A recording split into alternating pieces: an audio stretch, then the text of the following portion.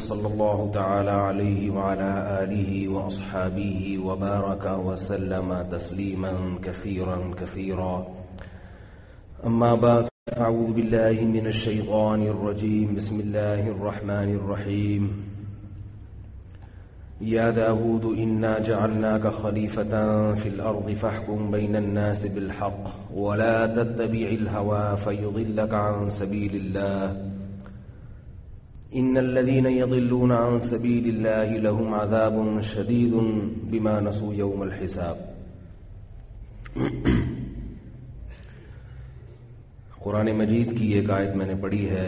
دعا ہے اللہ تعالیٰ صحیح طرح سے بات کہنے کی، سننے کی، سمجھنے کی اور پھر عمل کی توفیق عطا فرمائے. داؤد علیہ السلام کو اللہ تعالیٰ نے نبوت بھی دی تھی. کچھ عربی کے لفظ ہیں اردو میں آ کے چینج ہو گئے. یہ لفظ اصل میں ہے نبوت، نون پہ پیش ہے نبوت، اس کو اردو میں نبوت کہتے ہیں لوگ. تو داؤد علیہ السلام کو اللہ نے نبوت بھی دی اور ساتھ ساتھ حکومت بھی دی. کتنی زبردست، کتنی خوبصورت حکومت ہوگی جس کا سلیکشن کس کی طرف سے ہوا؟ اللہ کی طرف سے. ایک سلیکشن ہماری طرف سے ہوتا ہے ووٹ دے کے. اسی وجہ سے آج تک کوئی ڈھنگ کا آدمی نہیں آیا، کیونکہ وہ سلیکشن کس کی ہوتی ہے؟ بولو بھائی، ہماری ہوتی ہے. ہم خود ڈھنگ کے نہیں ہیں تو ہماری سلیکشن بھی صحیح نہیں ہوگی. تو داؤد علیہ السلام کی سلیکشن کس کی طرف سے ہوئی؟ اللہ کی طرف سے. اللہ نے آپ کو بادشاہت دی، حکومت دی. داؤد علیہ السلام سے اللہ نے فرمایا یا داؤد، اے داؤد، انا جعلناک خلیفۃ فی الارض، ہم نے آپ کو زمین میں خلیفہ بنایا ہے، اپنا نائب بنایا ہے. فاحکم بین الناس بالحق، آپ لوگوں کے درمیان حق کے ساتھ فیصلہ کریں، ٹھیک ٹھیک فیصلہ کریں، انصاف کے ساتھ فیصلہ کریں. ولا تتبع الهوى، اور خواہشات کے پیچھے نہ چلیں،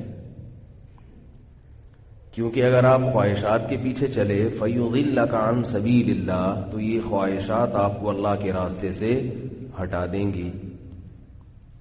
اور آگے اللہ نے دھمکی دی، إِنَّ الَّذِينَ يَضِلُّونَ عَن سَبِيلِ اللَّهِ، جو لوگ بھی اللہ کے راستے سے ہٹ جاتے ہیں، لَهُمْ عَذَابٌ شَدِيدٌ، ان کے لیے سخت عذاب ہے. بِمَا نَسُوا يَوْمَ الْحِسَابِ، اس لیے کہ وہ یوم حساب کو بھول گئے تھے. اس آیت میں بہت سارے اسباق ملتے ہیں ہم کو، بہت سارے اسباق. پہلی بات تو یہ کہ زمین پہ جو بھی مسلمانوں کا حاکم ہوتا ہے، جو بھی حکومت ہوگی مسلمانوں کی، وہ در حقیقت اللہ کا زمین پر نائب ہوگا. نائب کسے کہتے ہیں؟ جس کا اپنا کچھ نہ ہو، اصل کوئی اور ہو. مینیجر صاحب آفس میں بیٹھے ہوئے ہیں، تھوڑی دیر کے لیے ان کو کام سے کہیں جانا پڑ گیا تو آپ کو بٹھا کے چلے گئے، یار جب تک میں ذرا اپنا کام نمٹا کے آؤں، کوئی بھی امپلائی آئے تو تھوڑا سا اس کو بتا دینا، یہاں سگنیچر لے لینا. کوئی اپلیکیشن لے کر آئے، رخصت چھٹی کی اپلیکیشن، تو اس دراز میں رکھ دینا، میں ذرا ہو کے آ رہا ہوں. اب آپ کرسی پہ ایلفی لگا کے بیٹھ گئے، اٹھ ہی نہیں رہے ہیں وہاں سے، اور اپنی منمانی آپ نے وہاں شروع کر دی. کوئی اپلیکیشن لے کر آیا، باس نے کہا تھا کہ یہ ڈراز میں رکھ دینا، آپ نے پھاڑ کے پھینک دی. جاؤ، چھٹی منظور نہیں ہے، دفع ہو یہاں سے. وہاں بیٹھ کے آپ نے پکوڑے منگوائے، سموسے منگوائے، چائے منگوائی، گٹکے منگوائے، پورے آفس کا سسٹم آپ نے کیا کر دیا؟ تباہ کر دیا. پرلے درجے کی حماقت ہے کہ نہیں ہے؟ بولے بھائی. کیونکہ آپ کو وقتی طور پر یہاں نائب بنا کے اس نے اس لیے بٹھایا تھا کہ جو کام وہ نہیں کر سکتا وہ کام آپ کریں تھوڑی دیر کے لیے. وہ آئے گا تو آپ کو یہاں سے کھسکا دے گا. آپ باپ بن کے بیٹھ گئے وہاں پہ، تو ظاہر ہے آپ کو پھر وہ ہٹائے گا بھی اور سزا بھی دے گا ٹھیک ٹھاک. اللہ نے حکمرانوں کو زمین پر اپنا نائب بنایا ہے. اس لیے نہیں کہ اللہ عاجز ہے، خود آرڈر نہیں نافذ کر سکتا، کر سکتا ہے، لیکن اللہ کا ایک نظام ہے، آزمائش ہے، عوام کی بھی آزمائش اور حکمرانوں کی بھی آزمائش. بات آ رہی ہے سمجھ میں؟ تو حاکم جو ہے، جو بھی مسلم حاکم ہے، چاہے وہ مسلمانوں کا بادشاہ ہو یا وہ جمہوری طرز پہ بھی آیا ہو، کسی بھی طرح سے جو حاکم بن گیا یا وہ زبردستی مسلط ہو گیا بغاوت کے زور سے، اسلحہ کے زور سے، لیکن جب بھی کوئی حاکم بن گیا، اور یاد رکھو حاکم کی ڈیفینیشن کیا ہے، حکومت کی ڈیفینیشن کیا ہے. لوگ یہ کہتے ہیں ہم اس کو، جو بھی ہمارا حاکم ہے اس کو حاکم مانتے ہی نہیں ہیں. تو ہمارے ماننے یا نہ ماننے سے نہیں ہوتا. فقہا نے حکومت کی یا حاکم کی یا حکمران کی جو تعریف لکھی ہے، وہ تعریف یہ ہے کہ جس کے پاس قوت نافذہ ہو، وہ اپنے آرڈر کو طاقت کے زور سے زمین پہ نافذ کر سکتا ہو، چاہے وہ ظلم اور بربریت کے راستے سے مسلط ہوا، آئین کا سہارا لے کے آیا، آئین توڑ کے آیا. دیکھو جب ملک میں مارشل لا لگتا ہے، آئین ٹوٹ جاتا ہے نا. کسی فوجی حاکم کا ملک پر مسلط ہو جانا، زبردستی حکومت کی باغ ڈور اپنے ہاتھ میں لے لینا، آئین کی خلاف ورزی ہے یا نہیں ہے؟ بولتے کیوں نہیں؟ لیکن اگر وہ آئین توڑ کے ملک کا صدر بن جائے تو اطاعت بہرحال اس کی، بولو بھائی، کرنی پڑی. ایوب خان نے آئین توڑا لیکن بہرحال ملک کا صدر بنا اور اس کی اطاعت ہوئی، اس نے جو قانون بنائے وہ نافذ ہوئے. جنرل ضیاء الحق نے آئین توڑا، مارشل لا نافذ کیا، اس کی اطاعت واجب ہوئی. کیا خیال ہے؟ بولتے نہیں ہے، بہت بڑا مسئلہ ہے بھائی. آئین توڑا، صدر بن گیا، ٹھیک ہے نا. جو ملک میں ایک حکومت کرنے کا سسٹم ہے، اس سسٹم سے ہٹ کے اس نے حکومت کی باغ ڈور اپنے ہاتھ میں لی. مگر جب بن گیا تو اس کی اطاعت لازم تھی یا نہیں تھی؟ ممکن ہے اب کوئی کہے نہیں لازم نہیں تھی، تو اب تو کہہ سکتے، اس کے دور حکومت میں کہہ سکتے تھے کہ لازم نہیں ہے. اس کے بعد جنرل مشرف نے آئین پہ آئین توڑے، لیکن اطاعت جائز کاموں میں، حرام ناجائز کاموں میں نہیں، جائز کاموں میں اطاعت لازم ہوئی کہ نہیں ہوئی؟ تو حاکم کی اطاعت لازم ہے. جو بھی حکومت میں ہو، جو حاکم ہو، اس کی اطاعت کیا ہے؟ شریعت میں لازم. چاہے وہ صحیح طریقے سے حاکم بنا ہو، چاہے وہ غلط طریقے سے بنا ہو، اس طریقے پر تو انگلی اٹھائی جائے گی کہ یہ غیر آئینی راستہ ہے، غیر اسلامی طریقہ ہے، لیکن اس کی اطاعت سے ہاتھ نہیں کھینچا جائے گا، کیونکہ وہ حاکم ہے. اور رسول اللہ صلی اللہ علیہ وسلم نے حکومت کی اطاعت کا حکم دیا، قرآن نے بھی حکم دیا. یہ میرا موضوع نہیں ہے حکومت کی اطاعت، میں جس بات کی طرف ابھی آ رہا ہوں انشاءاللہ. ابھی تو ہماری گاڑی اسٹیشن سے نکلی ہے، ابھی کراچی سے ہم چل پڑے ہیں، ابھی تو روڈ ہی بھی نہیں آیا، ابھی تو صرف سگنل. وہ لوگ یہ سمجھتے ہیں آج کا موضوع پتہ نہیں کیا مولوی صاحب لے کے بیٹھ گئے. تو ابھی تو ٹرین ہلکی ہلکی چلی ہے، اور ہے ٹرین بھی کس کی ہے؟ پاکستان کی ٹرین. تو ٹائم لگائے گی پہنچنے میں. نہیں بھی پہنچی تو بھی کوئی مسئلہ نہیں ہے، بعض دفعہ نہیں پہنچتی، لاہور اتر کے بس میں چلے جاؤ. کیا خیال ہے؟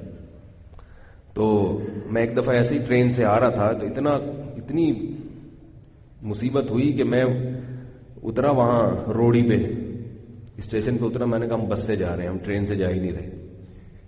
حالانکہ ٹکٹ پورا دیا ہوا تھا. وہاں سے بس سے پھر بسیں بدل بدل کے پہنچ گئے. تو حاکم جو ہے، حاکم دیکھو قرآن مجید کی آیت ہے، یا ایھا الذین آمنوا اطیعوا اللہ واطیعوا الرسول واولی الامر منکم. اے ایمان والو، اللہ کی اطاعت کرو اور رسول کی اطاعت کرو اور اولو الامر کی اطاعت کرو.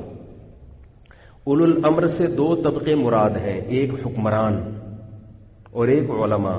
عبداللہ ابن عباس رضی اللہ تعالیٰ عنہ فرماتے ہیں اس سے مراد ہیں علماء، اور بعض مفسرین کہتے ہیں اس سے مراد ہے حکومت، لیکن حقیقت یہ ہے کہ اس سے دونوں مراد ہیں، کیونکہ الامر کا جو لفظ ہے نا، اول الامر، حکم والے یا معاملہ والے، جن کے پاس یعنی جو مقتدا ہوتے ہیں، رہبر ہوتے ہیں، تو علمی لحاظ سے رہبر دینی معاملات میں کس کی اطاعت کی جائے گی؟ علماء کی۔ انتظامی معاملات میں کس کی اطاعت کی جائے گی؟ حکمرانوں کی۔ موضوع سے ہٹ کے درمیان میں ٹرین کبھی کبھی درمیان میں رک بھی جاتی ہے نا، کیا خیال ہے؟ اسٹاپ، تو تھوڑا سا ایک بریک کے بعد ملتے ہیں تو ہماری بریک میں بھی درمیان میں علمی نقطوں کی بریک ہوگی، وہ بریک ہوگی، مگر اس میں کوئی موضوع سے ہٹ کے علمی نقطہ۔ یہاں ایک علمی نقطہ یہ ہے کہ بعض حضرات یہ کہتے ہیں کہ علماء کی جو اطاعت کا ہمیں اللہ نے حکم دیا ہے، اللہ نے حکم دیا نا علماء کی اطاعت کرو، تو اطاعت دلیل سے کی جائے گی۔ علماء کی بات کو پہلے دیکھا جائے گا دلیل کے لحاظ سے صحیح ہے یا غلط ہے، سمجھ رہے ہیں؟ اگر آپ کو صحیح نکلی، صحیح سمجھ میں آئی تو آپ اطاعت کریں گے، اگر سمجھ میں آیا کہ صحیح نہیں ہے تو اطاعت نہیں کریں گے۔ یہ بات قرآن کی آیت کے خلاف ہے۔ اس بات پر تو دلیل دیکھی جائے گی کہ یہ عالم صحیح ہے یا غلط ہے، اس کے لیے تو ہم دلائل کا سہارا لیں گے کسی کو پرکھنے کے لیے کہ اہل حق علماء کی فہرست میں یہ داخل بھی ہے یا نہیں ہے، لیکن پھر علماء سے ہر مسئلے پر دلیل طلب کرنا یہ قرآن کی منشا کے خلاف ہے، کیونکہ اطاعت اسے نہیں کہتے، اطاعت کہتے ہیں جو وہ کہہ رہا ہے آپ کرو۔ کیوں؟ اس لیے کہ اطاعت کا مطلب اگر یہ ہوتا کہ جو وہ کہہ رہا ہے اگر وہ دلیل سے ثابت ہو جائے آپ کی نظر میں تو مانو، ورنہ نہیں مانو، پھر یہ عمل اطاعت نہیں کہلاتا، یہ عالم کی اطاعت نہیں کہلائے گا، پھر یہ دلیل کی اطاعت کہلائے گا، کیونکہ عوام میں فروعی مسائل میں دلیل کو سمجھنے کی صلاحیت نہیں ہوتی۔ دیکھو عقائد میں تو اطاعت نہیں ہے، نہ تقلید ہے نہ اتباع ہے، اطاعت جس کی علماء کی اطاعت کا جو حکم دیا گیا فروعی مسائل میں، عقائد میں نہیں۔ اسی طرح جو اجماعی مسائل ہیں ان میں نہیں، فروعی مسائل میں، یہاں مراد ہے فروعی مسائل میں اطاعت۔ تو اس میں عالم پر جب اعتماد ہوگا تو اعتماد کے لیے تو دلائل کی ضرورت ہوگی، ایسے نہیں کہ جو عالم نظر آئے اس کے پیچھے چلنا شروع کر دیں، کیونکہ اللہ کی نظر میں ہر عالم نہیں ہوتا۔ ایک تو علم میں کامل ہونا ضروری، دوسرا خوف اور خشیت، کیونکہ قرآن میں کیا آتا ہے انما یخشى اللہ من عبادہ العلماء، اللہ سے صرف کون ڈرتا ہے؟ علماء ڈرتے ہیں۔ تو پتہ چلا جو اللہ سے نہیں ڈرتے وہ علماء نہیں۔ بعض مولانا لوگ پبلک کو خوش کرنے کے لیے، حاکم کو خوش کرنے کے لیے بھی فتوے دے دیتے ہیں۔ اب پتہ کیسے چلے گا؟ تو پتہ ایسے چلے گا جب آپ ان کی صحبت میں کچھ ٹائم گزاریں گے تو آپ کو اندازہ ہو جائے گا کہ یہ 1 نمبر ہے یا 2 نمبر۔ یہ اللہ اتنی فراست اللہ نے ہر ایک کو دی ہے۔ ایک اور چھوٹا سا درمیان میں بات بتا دوں، ابھی مسئلہ کیا ہوا، کیونکہ اس چیز کا تعلق سیاست سے نہیں ہے، شرعی مسئلے سے ہے، اس لیے میں یہ چھیڑ رہا ہوں۔ آپ سمجھیں گے کہ میں سیاسی بات کر رہا ہوں، لیکن وہ سیاسی بات نہیں ہوگی، شرعی مسئلے سے۔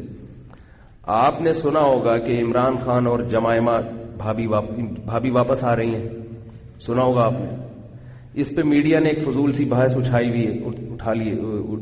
ہے کہ وہ دوبارہ شادی کریں گے کہ نہیں کریں گے۔ تو ہمیں تو اس سے کوئی غرض نہیں، کرے نہ کرے، میرا موضوع بھی یہ نہیں، لیکن جو میرا ٹاپک ہے وہ یہ ہے کہ ہمارے ہی علماء میں سے ایک مفتی صاحب کا بیان آیا جو میں نے خود سنا۔ پہلے تو واٹس ایپ پہ خبریں آئیں، میں نے یقین نہیں کیا، میں نے کہا لوگ چھوڑ بھی دیتے، لیکن جب میں نے ان کا بیان خود اپنے کانوں سے سنا، ایک مشہور مفتی ہیں، بڑے سیاست میں آگے ہیں، ٹیلی ویژن پہ بھی بہت زیادہ آتے ہیں، انہوں نے یہ کہا کہ عمران خان نے اگر 3 مرتبہ ڈیورس دی تھی، اگر 3 مرتبہ ڈیورس دی تھی تو وہ بھابھی سے دوبارہ نکاح بعض ائمہ کے نزدیک کر سکتے ہیں۔ نہیں آ رہی بات، نہیں آ رہی میرے خیال۔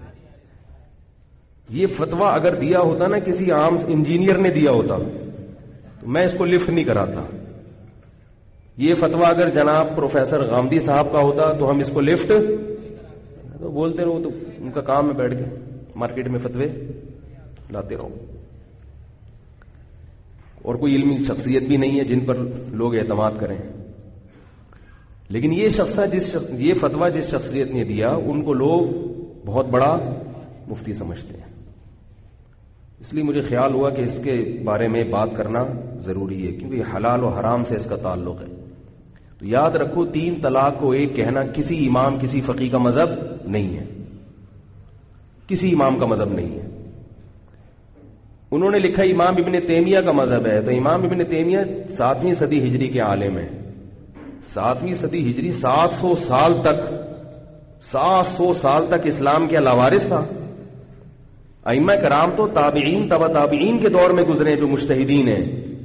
7ویں صدی ہجری میں آ کے کوئی فتویٰ دے دینا اور 700 سال تک امت خاموش بیٹھی رہے، تو اس کا مطلب ہے کہ 7ویں صدی ہجری میں آ کے اسلام مکمل ہو رہا ہے. یہ غلط ہے. اکٹھی 3 طلاقیں دے دیں، بیوی بالکل حرام ہے، کوئی گنجائش نہیں ہے رجوع کرنے کی، کوئی ایسا فتویٰ نہیں ہے. ہر آدمی کے نام کے ساتھ مفتی لگا ہوا ہے. مفتی کی چند علامتیں آپ کو بتاؤں. نمبر 1، مفتی وہ شخص ہو ہی نہیں سکتا جس نے باقاعدہ کسی ادارے میں کسی ماہر مفتی کی نگرانی میں فتوے کا فن باقاعدہ سیکھا نہ ہو. پہلی شرط ہے یہ. خود سے کوئی مفتی نہیں بنتا، اس کے بھی اصول ہیں، ضوابط ہیں فتویٰ دینے کے. کتابیں پڑھ کے کوئی ڈاکٹر نہیں بنتا، یوٹیوب کے کلپ دیکھ کے کوئی حکیم نہیں بن جاتا. کبھی دیکھا کہ یوٹیوب سے آپ MBBS ڈاکٹر بن گئے ہو، کہ ڈاکٹروں کی تقریریں بہت سنی ہیں؟ ایسے ہی یوٹیوب کے کلپ دیکھ کر یا گوگل پہ سرچ کر کے کوئی مفتی، بولو نا بھائی. اسی طرح لوگ جس کو مفتی کہیں اس سے بھی بندہ مفتی نہیں بن جاتا. لوگ کہتے ہیں ان کو لوگ مفتی کہتے ہیں، تو لوگ تو پتہ نہیں کس کو کیا کیا کہتے رہتے ہیں. بھائی کس ماہر مفتی؟ ملک میں یہ اسلام لاوارث تو نہیں ہے نا، صدیوں سے چلا آ رہا ہے. صحابہ کے دور کے سب سے بڑے مفتی عبداللہ ابن مسعود رضی اللہ تعالیٰ عنہ، معاذ ابن جبل رضی اللہ تعالیٰ عنہ، حضرت ابو ہریرہ رضی اللہ تعالیٰ عنہ. چند لوگ تھے، سارے نہیں تھے. سارے صحابہ مفتی نہیں تھے، چند لوگ تھے، باقی ان کی اطاعت کرتے تھے. پھر عبداللہ ابن مسعود کے شاگرد تھے، پھر ان کے شاگرد تھے، پھر ان کے شاگرد تھے. اسی طرح وہاں عبداللہ ابن عباس کے شاگرد مکہ میں، ان کے شاگرد، پھر ان کے شاگرد، پھر ان کے شاگرد. یہ صحابہ تابعین تبع تابعین کے شاگردوں کا سلسلہ آج تک چلا آ رہا ہے، اور اس میں سینہ بسینہ پریکٹس ہوئی ہے.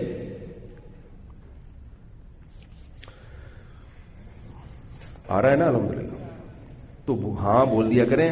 لوگ مجھ پہ کہتے ہیں کیا بار بار آپ لگا کے رکھتے ہیں کہ یہ سمجھ میں آ رہی نہیں ہے. تو آپ لوگ اپنے چہرے سے تاثرات سے، تبھی کہتا ہوں پنجاب میں جب بیان ہوتا ہے نا کسی بھی خطیب کا، تو دیکھو وہاں لوگوں کے چہرے کے ایکسپریشن کے. لسی پی کے بیٹھے ہوئے ہوتے ہیں، وہ پراٹھے کھا کے بیٹھے ہوتے ہیں، پائے پی کے بیٹھے ہوتے ہیں، طاقت ہوتی ہے.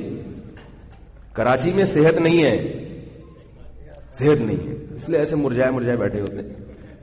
تو تھوڑا سا ساتھ دیں گے میرا. تو مفتی جو ہے نا یہ سینہ بسینہ پریکٹس عملی طور پر، جیسے ڈرائیونگ سکھائی جاتی ہے نا، اسٹیئرنگ پہ بٹھا کے پھر بتایا جاتا ہے گیئر لگاؤ اب چلاؤ. ایسا نہیں ہوتا کہ کتاب پکڑا دی گاڑی چلانے کا طریقہ، یا یوٹیوب پہ آپ نے دیکھ لیا گاڑی چلانے کا صحیح طریقہ اور آپ نے چلانا شروع کر دی. انگلی پکڑ کے بندہ سکھاتا ہے. ایسے ہی افتاء کا فن باقاعدہ ایک فن ہے جو ماہر مفتیان کرام انگلی پکڑ کے اس میں آپ کو اس لائن میں چلانا سکھاتے ہیں. تو پہلی شرط کیا ہے؟ یہ سلسلہ آپ کا محمد صلی اللہ علیہ وسلم سے ملتا ہو. دوسری شرط ہے کہ پریکٹس ہو، آپ کی پریکٹس ہو. یہ نہیں کہ 1 سال انہوں نے انگلی پکڑ کے چلانا سکھا دیا اب آپ چل رہے ہیں، ایسا نہیں ہوتا. باقاعدہ اوڑھنا بچھونا کیا ہو، فتویٰ نویسی، مسائل کی تحقیق کر کے اس کا جواب دینا. سمجھ رہے ہیں کہ نہیں سمجھ رہے؟ یہ پریکٹس میں ہو. وہ لوگ کہتے ہیں وہ روحانی علاج والے بہت بڑے مفتی ہیں. میں کہتا ہوں جو روحانی علاج والا کہہ دیا تو مفتی تو ہو ہی نہیں سکتا، سوال ہی پیدا نہیں ہوتا. کیونکہ اس کے پاس ٹائم کہاں سے ہوگا؟ جھاڑ پھونک سے ٹائم ملے گا تو وہ یہ کام کرے گا نا. کوئی کہتا ہے وہ فلاں مفتی صاحب ہے، ان کی طارق روڈ پہ بہت بڑی دکان ہے، کہتا ہوں ہوگی شاید کسی کو بٹھایا, کہتے خود بیٹھتے ہیں. میں نے کہا وہ مفتی نہیں ہو سکتے. مفتی کے پاس اتنا ٹائم نہیں ہوتا کہ وہ طارق روڈ میں 8 گھنٹے دکان پہ بولو نا یار بیٹھے, وہ نہیں. آپ کبھی ایسے ڈاکٹر سے علاج کراؤ کہ ہارٹ اسپیشلسٹ ہے, سموسے بیچ رہا ہے. اب بولو کہ ہارٹ اسپیشلسٹ ہے تو اس کو آغا خان ہاسپٹل میں ہونا چاہیے تھا نا بھائی. یہ تو اتنا بڑا کام جانتا ہے, اتنا بڑا فن جانتا ہے کہ یہ تو ایک بہت ہی اعلیٰ اور عرفہ کام, اس کو تو سول ہاسپٹل میں یا آغا خان ہاسپٹل میں ہونا چاہیے. یہ اپنی کوئی کلینک ہی کھول کے بیٹھ جاتا, اپنی کوئی کلینک ہوتی, تھوڑا بہت دل کی بیماریوں کا علاج کر رہا ہوتا ہے. تو جس کے پاس بھی جو گر ہوتا ہے وہ ہمیشہ اسی کو اوڑھنا بچھونا سائڈ میں کرتا رہتا ہے. سائڈ میں بہت کچھ ہو سکتا ہے. ہارٹ اسپیشلسٹ ہو سکتا ہے شام کو آ کے پکڑوں پہ بھی دکان پہ بھی بیٹھتا ہو, شام کو گٹکا بھی چلا رہا ہو لیکن دن کا زیادہ حصہ اس کا کس میں گزرے گا؟ علاج میں گزرے گا. تو اسی طرح مفتی ہے, یہ جو مفتی کی جو ویلیو ہے آج کل اتنی زیادہ اللہ کی نظر میں تو ہے اگر وہ مخلص ہے, پبلک کی نظر میں بھی بہت ویلیو ہے, کیونکہ بہت سارے روز مرہ کے مسائل ہیں جو مفتیان کرام کو حل کرنے پڑتے ہیں. یہ جو یوٹیوب پہ کلپ بنے ہوئے نا رفع الیدین ٹانگیں چوڑی کرنا, ان لوگوں کو صرف ان مسائل کے علاوہ کچھ پتہ ہی نہیں ہے, اس لیے ساری زندگی رفع الیدین میں, ٹانگیں چوڑی میں, زور سے آمین آہستہ آمین, مناظرہ, حیاتی مماتی, ان چکروں میں ساری زندگی گزار دیتے ہیں. لوگ ان کی علمیت کے بڑے قائل ہو جاتے ہیں. وجہ اس کی یہ کہ ان کے پاس اس کے علاوہ اور کوئی کام ہے ہی نہیں. آپ ذرا مسائل شروع کریں بتانا, آپ لیبل لگائیں میں مفتی ہوں, مجھ سے مسائل آ کے پوچھو, پھر دیکھو آپ کے جو لائن لگتی ہے اور جو مسائل لوگ پوچھتے ہیں آپ تھوڑے دن میں شٹر گرا کے بھاگ جاؤ گے, بولے کہ بھائی میرے بس کی بات نہیں ہے. اور ایسا ہو رہا ہے, بعض 2 نمبر لوگوں نے دارالفتاء کھولا مسائل کے نام سے. ہم لوگوں کو مسائل بتائیں گے.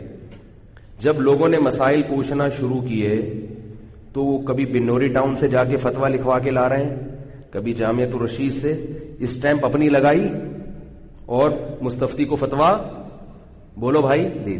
ایسا ہم نے پکڑا ہے. مفتی تھے نہیں, چند کتابیں پڑھ لی, اب کھول لیا دارالفتاء کے چلو مسائل کا جواب دیتے ہیں. اب آتا ہے نہیں, ہر آدمی رفع الیدین تھوڑی پوچھے گا.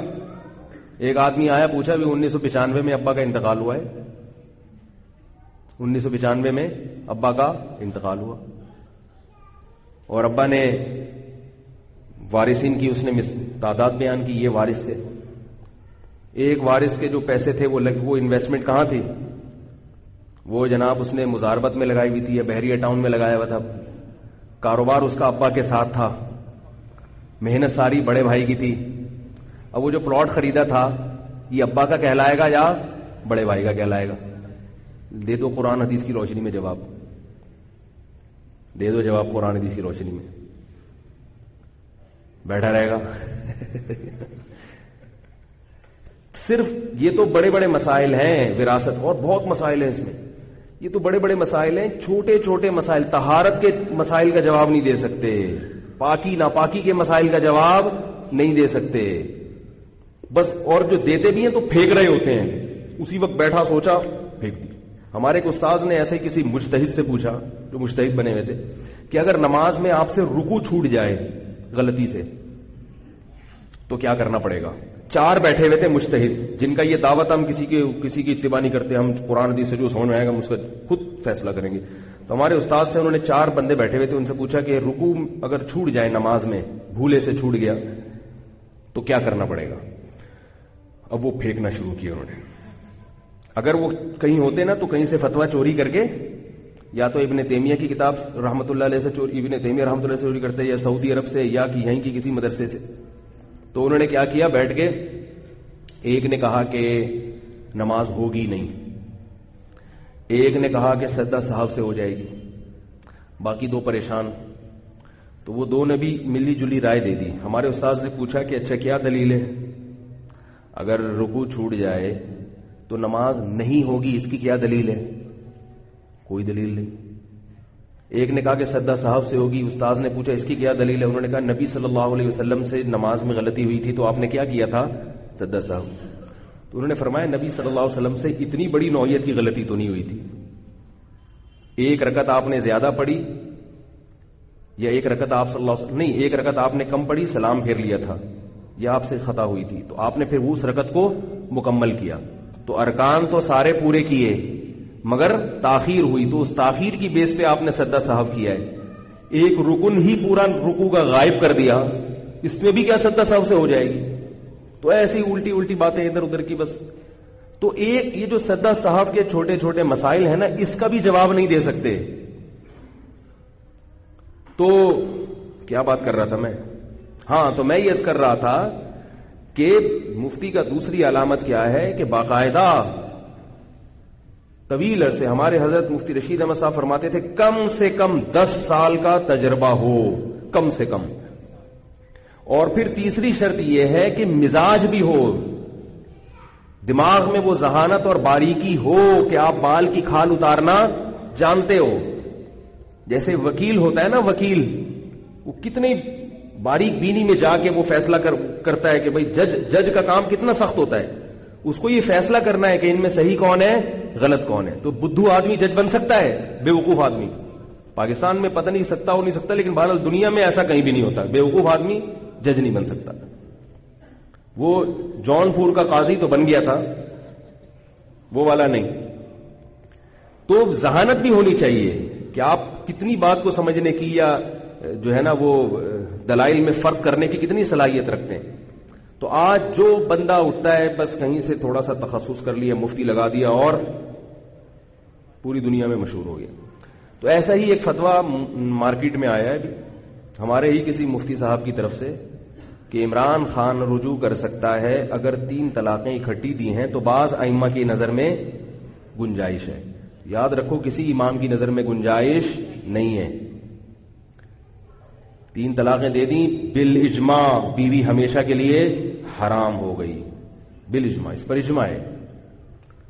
یہ جو حدیث پیش کی جاتی ہے, میں تھوڑا سا یہ مسئلہ شروع کیا ہے تو اس کو بتا دوں کیونکہ فوراً لوگ حدیثیں لکھ کے ہم کو سمجھتے ہیں بیوقوف ہیں, ہم کو حدیث کا بالکل بھی علم نہیں ہے. ایسا بھی ہوتا ہے. میں نے ایک مسئلہ بیان کیا JTR میڈیا پہ, اس میں نے یہ بتایا کہ عورت اپنے شوہر کی جیب سے پیسے نہیں نکال سکتی. یہ مسئلہ میں نے بتایا. ایک خاتون نے پوچھا تھا, اس میں نے بتایا کہ اگر عورت کی بنیادی ضرورت, روٹی پانی کی جو بنیادی ضرورت ہے وہ پوری ہو رہی ہے تو عورت اپنے شوہر کی جیب سے روٹی کے پیسے یا کوئی بھی پیسے نہیں نکال سکتے.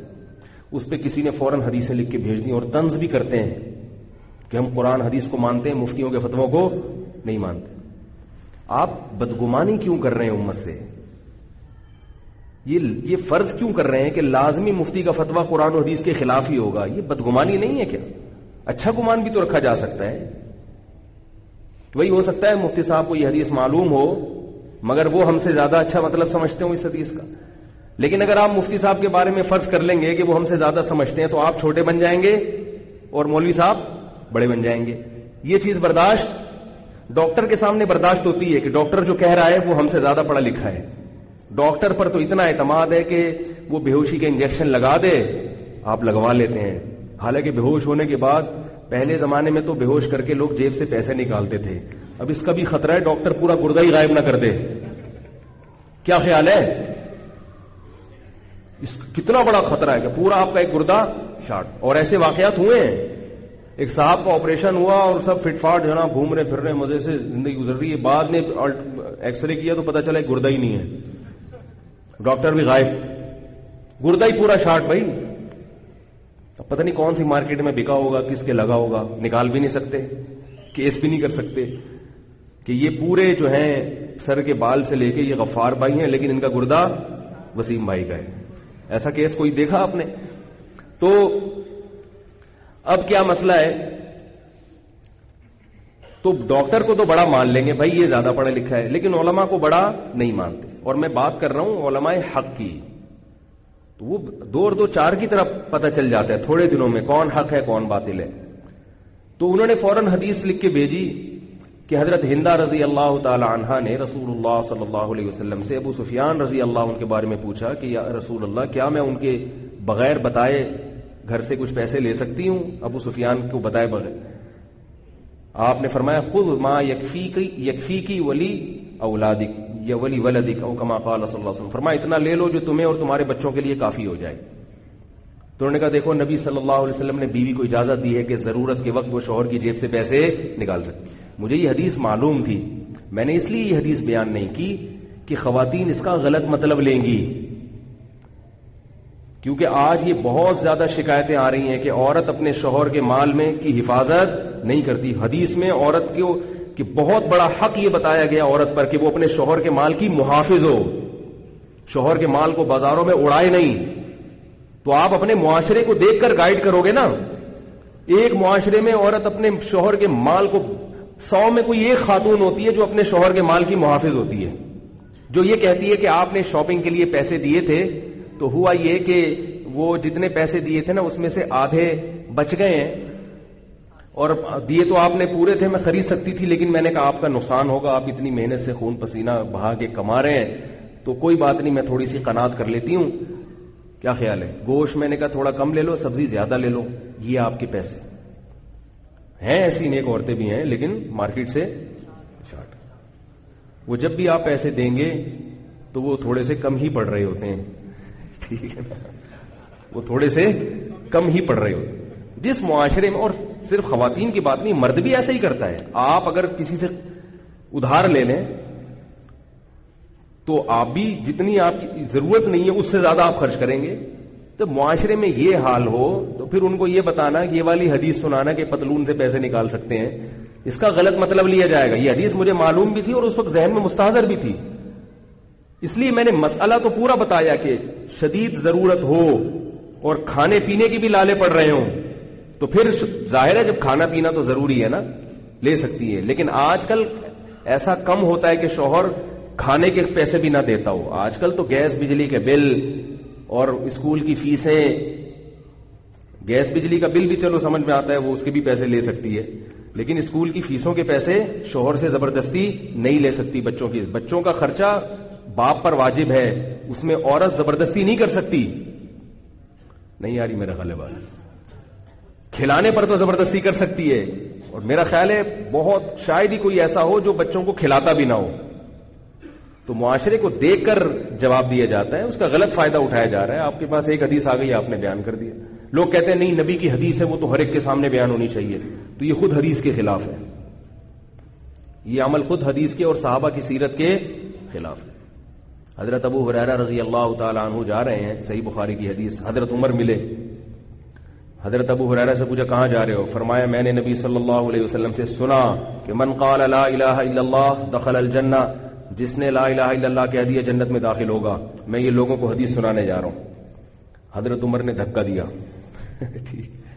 فرماتے ہیں فقررت علی استی، میں کولوں کے بل نیچے گرا ہوں. میں کولوں کے بل، حضرت ابو ہریرہ فرماتے ہیں دھڑام سے نیچے گرا. اور حضرت عمر نے منع کر دیا کہ یہ لوگوں کو حدیث بولو بھائی مت سناؤ. کیوں؟ فرمایا اذن یتکل الناس، لوگ اسی پر اعتماد کر کے بیٹھ جائیں گے. نبی نے بالکل بجا فرمایا کہ جو لا الہ الا اللہ کہے گا جنت میں داخل ہوگا، لیکن جب تم یہ لوگوں کو بتاؤ گے تو لوگ یہ سمجھیں گے اب عمل کی ضرورت نہیں ہے، بس لا الہ الا اللہ کہہ دینا کافی ہے. سمجھ رہے کہ نہیں سمجھ رہے؟ بعد میں حضرت ابو ہریرہ نے بتا دی تاکہ امانت میں خیانت نہ ہو، علم ضائع نہ ہو. ایسے بہت ساری حدیثیں ایسی ہیں جو صحابہ کرام نے موت کے وقت بتائی ہیں. تو اور بھی اس کی مثالیں ہیں. انس ابن مالک رضی اللہ تعالی عنہ نے حجاج ابن یوسف کو حدیث سنائی. حدیث میں یہ تھا کہ آپ صلی اللہ علیہ وسلم نے عورانیین کے قبیلے کے لوگوں کو گرفتار کیا. انہوں نے 70 صحابہ کو قتل کیا تھا اور دھوکے کے ساتھ، اور آپ صلی اللہ علیہ وسلم نے گرم ریت پہ لٹا کے ان کی آنکھوں میں جو لوہے کی سلائی ہے گرم کر کے ڈالی. اس طرح آپ صلی اللہ علیہ وسلم نے ان کو عذاب دے کے ہلاک کیا، کیونکہ بہت بڑا دھوکہ دیا تھا انہوں نے یہ شو کیا کہ ہم مسلمان ہیں، حالانکہ وہ مسلمان نہیں ہوئے. اور صحابہ کرام میں جو 70 افراد تھے جو کریم تھی اس وقت کی، حافظ علماء، اس وقت ابتدائی دور تھا اسلام کا، بہت مشکل سے ایک جماعت تیار ہوئی تھی. ان کو وہ لے گئے کہ ان کو ہم تبلیغ کے لیے لے کے جا رہے ہیں اپنے علاقے میں. لوگ مسلمان ہوئے، آپ صلی اللہ علیہ وسلم نے بھیج دیا، تو انہوں نے چاروں طرف سے گھیر کے ان صحابہ کو قتل کر دی. کتنا بڑا ظلم! اور اس وقت اسلام میں مسلح کی ممانعت نہیں تھی. مسلح بعد میں اسلام میں ممانعت نازل ہو گئی کہ اس طرح سے کسی کو قتل نہیں کیا جا سکتا. تو حضرت انس بن مالک نے حجاج بن یوسف کو یہ حدیث سنائی کہ نبی نے ایسا کیا ہے. حجاج بن یوسف نے لوگوں پہ مظالم کرنا شروع کر دی. انس بن مالک فرماتے ہیں مجھے اتنی سخت ندامت ہوئی کہ میں نے یہ حدیث حجاج کو کیوں سنائی. حالانکہ نبی نے ایک مرتبہ یہ عمل کیا, دوبارہ آپ نے بڑے ظلم ہوئے مگر آپ نے یہ دوبارہ عمل نہیں کیا. اللہ نے پابندی لگائی کہ قتل کا بدلہ قتل. آپ کسی کو تڑپا کے نہیں مار سکتے, اذیت دے کے نہیں قتل کر سکتے. لیکن کیا ہوا, حجاج نے اس حدیث کا ناجائز فائدہ اٹھایا. اور انس بن مالک رضی اللہ تعالی عنہ فرماتے ہیں مجھے سخت ندامت ہوئی کہ میں نے حجاج کے سامنے یہ حدیث, بولو بھائی, کیوں بیان کی. کیا مطلب ہر حدیث ہر ایک کے سامنے بیان کرنے کی نہیں ہوتی. لوگ اس سے اپنا مطلب نکالتے ہیں, اپنا مطلب نکالتے ہیں. جیسے میں لوگوں کو کہتا ہوں نا, نوجوان کو آدھی بات میری لیتے ہیں کہ بھئی بالغ ہوتے ہی ابا سے کہتا ہوں نا بچوں کی شادی کر دو, کہتا ہوں نا, تو وہ جو آج کل کی ینگ جنریشن ہے نا, وہ اپنے مطلب کا آدھا بیان سنتے ہیں. یہ نہیں سنتے کہ اپنے خرچے پہ ابا جو شادی کرائیں گے تو شادی پہ خرچہ کس کا ہوگا, بیٹے کا ہوگا. ابا کے ذمے بالغ بیٹے کو کھلانا نہیں ہے تو اس کی بیوی کو کہاں سے کھلانا ہو گیا, ابا کے ذمے. سمجھ میں آ رہا ہے؟ بیٹا جب بالغ ہو جائے نا, لڑکا جب بالغ ہو جائے تو ابا اب جو آپ پہ خرچ کر رہے ہیں وہ غریبی ہے. جب تک آپ نابالغ تھے تو باپ کے ذمے آپ کو کھلانا پلانا تھا. اب جب آپ بالغ ہو گئے تو اب باپ کے ذمے آپ کو کھلانا پلانا, بولو بھائی, نہیں ہے. آپ کی تعلیم پہ خرچ کرنا بھی باپ کے ذمے نہیں ہے. کرے تو اچھی بات ہے, کرنا چاہیے, ذمے نہیں ہے. تو جب آپ کو روٹی کھلانا فرض نہیں ہے تو آپ کی شادی پہ خرچہ کرنا کہاں سے فرض ہو گیا؟ شادی تو روٹی کے بعد ہے نا. روٹی پیٹ میں جائے گی تو شادی کا خیال پیدا ہوتا ہے. کیا خیال ہے؟ تو میں جو کہتا ہوں نا, بیٹے کی شادی کرا دیا کرو, مطلب رشتہ تلاش کرنے میں اس کے ساتھ معاون, اور وہ کرنا چاہ رہا ہے تو رکاوٹ نہ ڈالو. اس کی اپنی تنخواہ ہے, وہ اپنا گھر دے رہا ہے, تو رکاوٹ نہ ڈالو. یہاں بھی لوگ رکاوٹ ڈالتے ہیں, نہیں کرنے دیں گے. ایسی صورت میں باپ کی اطاعت لازم نہیں. اپنے خرچے پہ کر رہا ہے اور اپنے لیے گھر کا بھی انتظام کر لیا اس نے. کیا خیال ہے؟ ہاں, ترغیب یہی ہے کہ اگر بیٹا سمجھدار ہے اور آپ سمجھتے ہیں کہ یہ ایسا نہیں ہے کہ میرے ہی ٹکڑوں پہ ساری عمر, بعض دفعہ شادی بھی ہو گئی, بچے بھی ہو گئے, تو بیٹا بالکل پوستیوں کی طرح گھر میں آ کے لڑ جاتا ہے کہ ابا اٹھا رہے ہیں تو جو کرنے کا تھا وہ بھی نہیں کرتا. تو ایسا نالائق نہ ہو, نیک ہو, پرہیزگار ہو, تو پھر باپ اگر اپنے خرچے پہ کر دے گا تو ثواب انشاءاللہ ملے گا, کیونکہ باپ اتنا کھلائیں گے ثواب ملے گا. پھر آپ کو اس سے اولاد بھی ملے گی. کیا خیال ہے؟ پوتے نواسے تو آپ کے ہوں گے نا. آپ جوانی میں دادا بن جائیں گے, جوانی میں نانا بن جائیں گے, پھر کالر اوپر کر کے گھومنے کا مزہ آئے گا. ایک دادا آرٹیفیشل ہوتا ہے, محلے کا دادا, اور ایک حقیقی دادا ہوتا ہے. جو حقیقی دادا ہوتا ہے نا, دادا وہی ہوتا ہے. میں بتاتا تھا نا, نیو کراچی میں ایک بزرگ تھے, کم عمر میں شادی کی انہوں نے, ماشاءاللہ پوتے نواسے 60-70 کے قریب, ان کے بچوں کی بھی جلدی جلدی شادیاں کر دی. ایسے بیٹھ کے چائے پی رہے ہوتے تھے وہ, دودھ پتی. اور میں امام تھا وہاں, جب بھی میں گزرتا مجھے بولتا مولوی صاحب ادھر آؤ, ادھر بیٹھو گے. بزرگ تھے, میں بیٹھ جاتا تھا. تو کہتے کسی کو محلے میں کسی کو بولا, جا بھائی مولوی صاحب کے لیے دودھ پتی لے کر آ, چل جا. ایسے آرڈر چلاتے. مجھے بڑا وہ ہوتا کہ یار یہ تو بیچارے محبت میں کر رہے ہیں, محلے والے بولیں گے یہ امام ہمارے لیے ٹینشن بن گیا. جب یہ امام صاحب ان کے ساتھ بیٹھے ہوتے ہیں, جا بھائی دودھ پتی لے کر آ, جا بھائی یہ لے کر آ, جا بھائی گنے کا جوس لے کر آ, تو وہ پیسے دیتے نہیں ہیں. تو مجھے یہ شرم آتی تھی کہ لوگ یہ بولیں گے یار یہ امام صاحب نے ان کو یہ رمال بنا کے کہیں تو نہیں اپنی خرچے نکلوا رہے. تو ایک دن میں نے ان سے پوچھا, میں نے کہا حضرت مجھے بڑی شرم آتی ہے, آپ جو مرضی ملتا ہے اس کو بلاتا, جا بھائی دودھ پتی لے کر آ, جا لسی لے کر آ. انہوں نے کہا یہ سارے میرے پوتے نواسے ہیں, اس گلی میں آدھے سے زیادہ 60-64 میرے پوتے نواسے ہیں. کہتے ہیں اللہ نے 5 بیٹے دیے تھے اور 4-5 بیٹیاں دی تھیں, بالغ ہوتے گئے ان کی شادیاں کرتا گیا. اب بیٹے بھی ہیں, پوتے بھی ہیں, سب ہیں, اور یہ سب خوشی سے کرتے ہیں, کیونکہ اتنی ساری پبلک کے ایک دادا, تو وہ خدمت کا نمبر بھی بہت دیر سے آتا ہے نا. میں نے کہا واقعی آپ ہو اس محلے کے دادا, اس کو بولتے ہیں دادا. بیٹھ کے کھا رہے ہیں, کوئی کام نہیں کرتے تھے. صبح صبح ان کے بچے ان کو دھوپ میں لا کے بٹھا دیتے تھے سردیوں میں نا کرسی پہ، وہ بیٹھ کے بس یہ وہ کیا کر رہا ہے وہ کیا کر رہا ہے، کتنی اچھی زندگی ان کی. پھر مجھے کہنے لگے بیٹا جب میں مروں گا تو میرے پیچھے رونے والے بہت ہیں. فیملی پلاننگ والوں کو جو ہے نا ٹاٹا کر دو، سمجھ رہے ہو؟ یہ یہودیوں نے چلایا، یہودی تمہارا خیر خواہ نہیں ہو سکتا. آئی بات سمجھ میں؟ وہ اپنے ہاں تو چاہ رہے ہیں کہ بچوں کی تعداد بڑھے اور تمہارے یہاں چاہ رہے ہیں کہ گھٹے. تو یہ پھر موضوع چینج نہ ہو جائے، اسٹیشن بریک زیادہ لمبی ہو جائے گی. تو میں یہ عرض کر رہا تھا کہ یہ جو طلاق ثلاث کا مسئلہ ہے نا، 3 طلاقوں کا مسئلہ، یہ اجماعی ہے. اپنی زبانوں پہ کنٹرول کیا کرو، غصے میں طلاقیں جاری نہ کیا کرو. دے دی تو ختم. ہاں تو مفتی کی میں علامات بیان کر رہا تھا، وہ صدیوں سے سلسلہ چل رہا ہے، پھر اس پہ باقاعدہ پریکٹس ہو، وہ ساری چیزیں ہو کہ پھر جا کے آدمی بنتا ہے، اس کو پھر رائے دینے کا وہ اہل ہوتا ہے. تو یہ جو 3 طلاقوں کا مسئلہ ہے یہ ائمہ کے درمیان اختلافی نہیں. پہلی میں چند ایک مختصر سے کچھ اس پہ دلائل دے دوں. پہلی بات تو یہ کہ یہ جو حدیث پیش کی جاتی ہے کہ کان الطلاق الثلاث علی عہد رسول اللہ صلی اللہ علیہ وسلم یجعل واحدۃ، نبی کے دور میں 3 طلاقیں ایک سمجھی جاتی تھیں. یہ عبداللہ بن عباس نے اس حدیث کو بیان کیا ہے. اس حدیث کو بنیاد بنا کے لوگ کہتے ہیں کہ 3 طلاقیں اصل میں کتنی ہی. تو یاد رکھو اس حدیث کا جواب پتہ ہے کیا ہے؟ اس حدیث کا جواب ہے کہ صحیح مسلم کی بالکل ایک حدیث ہے جس میں جابر بن عبداللہ رضی اللہ تعالیٰ عنہ فرماتے ہیں کہ ہم نبی کے دور میں متع کو حلال سمجھتے تھے، ابو بکر کے دور میں بھی متع کو حلال سمجھتے تھے. فنہانا عمر نے پابندی لگا دی متع پر. نہیں آ رہی بات؟ کس نے پابندی لگائی؟ عمر نے. بالکل یہ دلیل شیعہ لوگ دیتے ہیں متع کے حلال ہونے پر. تو کیا اس بیس پر آپ متع کو حلال کر سکتے ہو کہ نبی کے دور میں متع ہوتا تھا، ابو بکر کے دور میں ہوتا تھا، پابندی کس نے لگائی؟ عمر نے. بالکل یہی الفاظ ہیں. 3 طلاقیں نبی کے دور میں ایک ہوتی تھیں، ابو بکر کے دور میں ایک ہوتی تھی، عمر نے کتنی کر دی؟ 3 کر دی. تو اگر آپ اس کو لے لو گے تو پھر متع کو بھی حلال کرنا پڑے گا. اور اگر آپ کہتے ہو نہیں متع اس لیے حرام ہے کہ نبی نے متع پر پابندی لگائی ہے، صحیح ہے نا، تو ہم بھی یہ کہیں گے کہ 3 طلاقیں بھی 3 اس لیے ہیں کہ نبی نے ایک مجلس کی 3 طلاقوں کو 3 قرار، بولو بھائی، دیا ہے. صحیح بخاری کی حدیث ہے.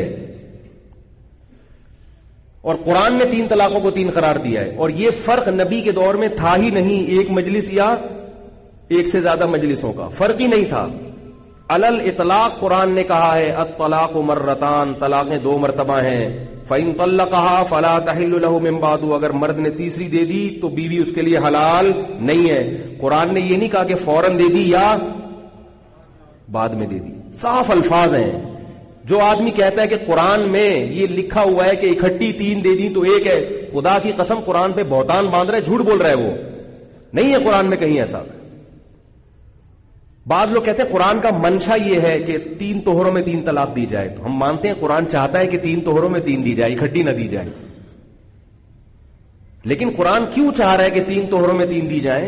اس لیے چاہ رہا ہے قرآن، بلکہ میں اپنے الفاظ کے بجائے اللہ ہی کے الفاظ بتا دیتا ہوں کہ اللہ بتا رہے ہیں کہ ہم چاہتے ہیں کہ 3 طہروں میں 3 دو. اور کیوں چاہتے ہیں یہ بھی اللہ نے بتا دیا. اسی سے دودھ کا دودھ پانی کا پانی ہو جائے گا. آپ جائیں سورہ طلاق اٹھا کے دیکھیں، 28واں پارہ، نام ہی سورہ طلاق ہے. بالکل طلاق کے احکام پہلی آیت میں اللہ نے بیان کر دیا. یا ایھا النبی اذا طلقتم النساء، اے نبی، اور نبی کے واسطے سے سب کو خطاب ہے کہ اذا طلقتم النساء، جب تم عورتوں کو طلاق دو، فطلقوهن لعدتهن، تو عدت کے اوقات میں تقسیم کر کے دو. سب اس کا یہی ترجمہ کرتے ہیں. عدت کے اوقات کیا ہوتے ہیں بھائی؟ 3 پاکی، یعنی جب عورت کو حیض ختم ہوتا ہے تو پاکی کے ایام شروع ہوتے ہیں، پھر حیض آتا ہے، پھر پاکی کے ایام، پھر حیض آتا ہے، پھر پاکی کی. تو اللہ فرماتے ہیں یہ 3 مہینے میں پاکی کے ایام میں ڈیوائیڈ کر کے دو. بات آ رہی ہے سمجھ میں؟ اس سے کیا پتہ چل رہا ہے کہ ایک طہر میں یا ایک مجلس میں نہیں دو. یہی پتہ چل رہا ہے نا کہ 3 طہروں میں تقسیم کر کے دو.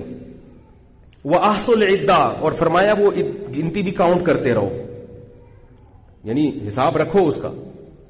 آگے اللہ تعالیٰ فرماتے ہیں لا تدری لعل اللہ یحدث بعد ذلك امرا، تمہیں علم نہیں ہے کہ شاید اللہ تعالیٰ طلاق کے بعد کوئی جوڑ کی صورت پیدا کر دے. یعنی اللہ اپنے پچھلے حکم کی حکمت بیان کر رہے ہیں کہ ہمیں تقسیم کرنے کا حکم اس لیے دے رہے ہیں کہ بعض دفعہ طلاقیں دے دیتا ہے انسان اور دل کیا چاہتا ہے رجوع کرنے کا, تو اکٹھی دے دیں تو یہ حکمت, بولو نا بھائی, فوت ہو جائے گی. یہ اندھی تقلید ہے بھائی. ہم کہتے ہیں 3 طلاقیں 3 ہوتی ہیں, کہتے ہیں اندھے مقلد ہیں, یہ تو اندھی تقلید کرتے ہیں. ہم ائمہ کی تقلید کرتے ہیں جو قرآن آپ سے زیادہ سمجھتے تھے. عجیب بات ہے, نہ ابو حنیفہ کی سمجھ میں قرآن آیا, نہ امام شافعی کی, نہ امام احمد بن حنبل کی, نہ امام مالک کی, اور نہ امام بخاری کی. امام بخاری بھی ایک مجلس کی 3 طلاقوں کے 3 ہونے کے قائل ہیں. کوئی ایک محدث مجھے دکھا دو صحاح ستہ کے محدثین میں سے یا کہیں بھی جس نے ایک مجلس کی 3 کو 1 کہا ہو. نہ یہ محدثین کا مذہب ہے, نہ یہ فقہا کا مذہب ہے. ایک سعودی عرب کے بن باز مل گئے مفتی اعظم. سعودی عرب ہی کو اگر دیکھنا ہے تو سعودی عرب کے جو علماء ہیں انہوں نے بن باز کی مخالفت کی اس مسئلے میں. وہ رسالہ میرے پاس موجود ہے سعودی عرب سے جو چھپا ہے. تو پوری امت کو چھوڑ دیا, ایک عالم کی اندھی تقلید ہو رہی ہے. تو آگے سنیے, آگے اللہ فرماتے ہیں وَمَن يَتَّقِ اللَّهَ يَجْعَل لَّهُ مَخْرَجًا, جو اللہ سے ڈرتا ہے اللہ اس کے لیے مصیبت سے نکلنے کا راستہ رکھتے ہیں.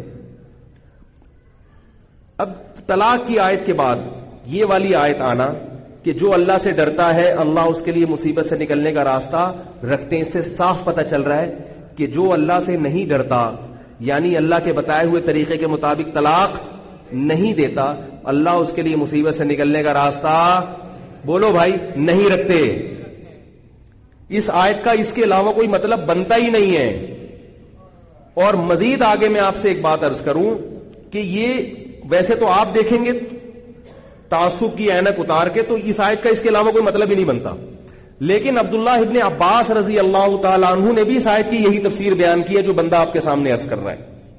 اور یہ عبداللہ بن عباس اس صحیح مسلم کی حدیث کے راوی بھی ہیں جس میں آتا ہے کہ نبی کے دور میں 3 کتنی ہوتی تھیں, 1 ہوتی. اس حدیث کے راوی عبداللہ بن عباس ہیں. ابو داؤد میں ان کا صحیح سند کے ساتھ فتویٰ ہے. اس سند پہ کوئی ایک دفعہ بھی کوئی انگلی نہیں اٹھا سکتا, اتنی صحیح, اتنی یعنی معیاری سند ہے اس کی.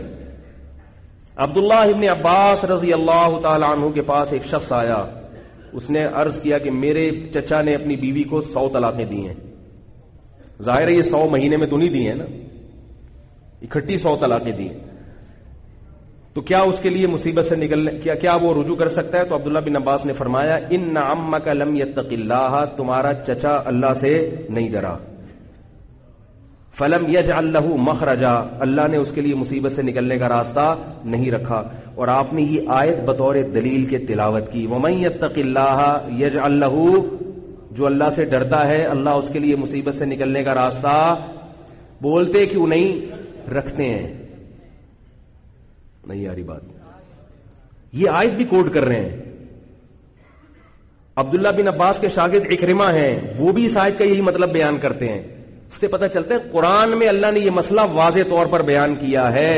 اس مسئلے میں تو تقلید بھی جائز نہیں ہے کسی کی, کیونکہ جو مسئلے منسوس ہوتے ہیں نا قرآن اور سنت میں 2 اور 2 4 کی طرح, اس میں ابو حنیفہ شافعی کو نہیں دیکھا جاتا کیا کہہ رہے ہیں. اگر امام ابو حنیفہ 3 طلاق کو 1 کہہ دیتے تو امت ان کو امام کی فہرست سے نکال دیتی. کہ جو قرآن اتنے واضح لفظوں میں بیان کر رہے ہیں آپ کیسے اس کی مخالفت کر رہے ہیں؟ یہ لوگوں نے ایک حرام کاری کا دروازہ کھول لیا, دھڑ طلاقیں دیتے ہیں اور جا کے اہل حدیث سے فتویٰ لا کے بیوی حلال کر لیتے ہیں. اللہ کے دین کو مذاق مت بناؤ. اور جہاں طلاق کی آیتیں قرآن نے بیان کی ہے وہاں قرآن کہتا ہے وَلَا تَتَّخِذُوا آیات اللہ ہزوا, اللہ کی آیات کو مذاق مت بناؤ. جہاں اللہ طلاق کے حکام بیان کرتا ہے اللہ فرماتے تلک حدود اللہ, یہ اللہ کی حدود ہیں. وَمَن يَتَعَدَّ حُدُودَ اللَّهِ فَقَدْ ظَلَمَ نَفْسَهُ, جو اللہ کی حدود کو کراس کرتا ہے وہ اپنی جان پہ ظلم کرتا ہے. اور اس کا بھی یہی مطلب بیان کیا گیا ہے. صحابہ اور تابعین سے اس کی یہی تفسیر منقول ہے کہ جس نے اکٹھی 3 طلاقیں دے دی اس نے اپنی جان پر ظلم کیا. ظلم کیسے کیا؟ کہ اپنے لیے رجوع کا راستہ ختم کر دیا. اور ایک اہم بات کہ یہ جو حدیث ہے نا نبی کے دور میں 3 طلاقیں ایک سمجھی جاتی تھیں,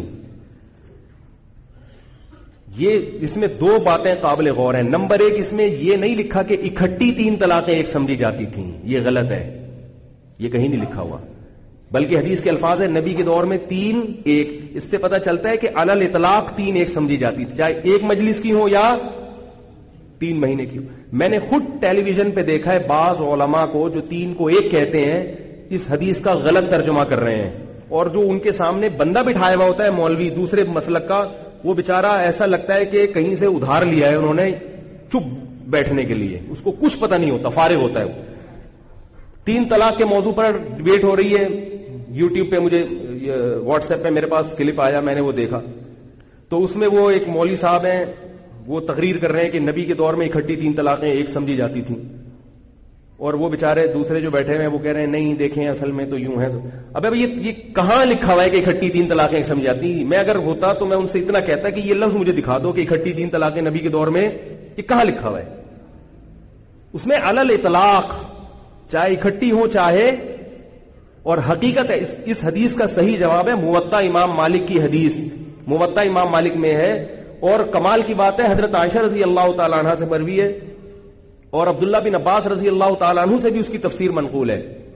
اس میں ہے کہ نبی زمانے جاہلیت میں ایک مجلس ہو یا ایک سے زیادہ مجلسیں ہوں، 3 طلاقوں کے بعد بھی مرد کو رجوع کا حق ہوتا تھا. 3 کیا 3000 طلاقیں بھی دے دیتا تو عدت کے دوران جتنی طلاقیں دیتا مرد رجوع کر لیتا تھا.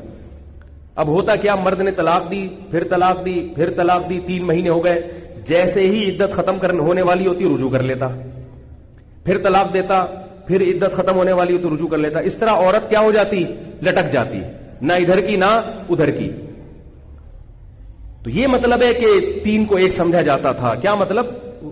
یعنی 3 کے بعد بھی رجوع کا حق دیا جاتا تھا. جیسے زمانے جاہلیت میں متع کی اجازت تھی نا، لیکن متع پر جب پابندی لگی ہے تو بہت سارے لوگوں کو متع کے حرام ہونے کا علم نہیں ہوا، لہذا بعض صحابہ نبی کے دور میں بھی کرتے رہے، اور بعض ابو بکر کے دور میں بھی حضرت عمر نے کیا کر دیا، پابندی لگا دی. تو یہ پابندی کوئی نئی پابندی نہیں تھی، اسی قرآن اور حدیث کے حکم کو نافذ کرنا تھا اجتماعی سطح پہ کہ بھئی اللہ اس کے رسول نے پابندی لگائی ہے تو اب قانون بنا کے اس بارے میں اب کسی کا عذر قابل قبول نہیں ہوگا. ابو بکر کے دور میں اگر کوئی متع کرنے والا پکڑا جاتا تو اس کو زنا کی سزا نہیں دی جاتی تھی، کیونکہ سب کو معلوم نہیں تھا. حضرت عمر نے کہا اگر کوئی متع کرتا ہوا پکڑا گیا میں اسے پتھروں سے مار کے رجم کر دوں گا، زنا کی سزا دوں گا، کیونکہ ایک قانون نافذ کر دیا پورے ملک میں.